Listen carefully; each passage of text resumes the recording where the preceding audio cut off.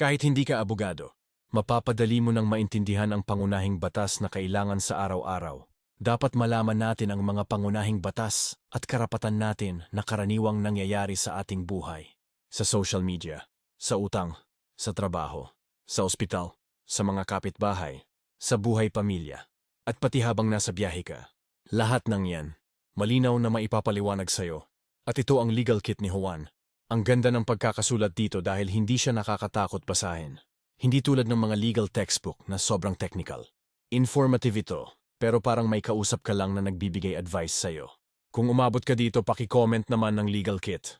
Para gagawan ko pa ito ng detalye mula sa librong ito. Ituloy na natin.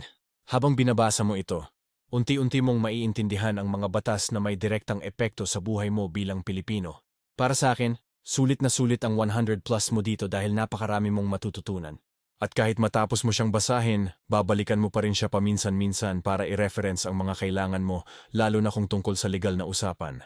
Maganda siyang basahin lalo na kung dumating ka sa mga sitwasyon na dati ay kinatatakutan mo. Pero ngayon kaya mo na, kasi alam mo na ang batas. Highly recommended ko ito kahit sa mas bata o mas matatanda na hindi pa ganun kapamilyar sa legal na proseso. Malaking tulong ito para maprotektahan mo ang sarili mo. Dahil delikado talaga kapag hindi tayo legally informed. Bakit? Dahil may mga taong binibilog at niloloko lang tayo. Real talk ito. At ito yung saklaw niya para alam mo kung anong mga batas ang natututunan dito. Para sa akin, lahat ito ay dapat alam ng bawat Pilipino.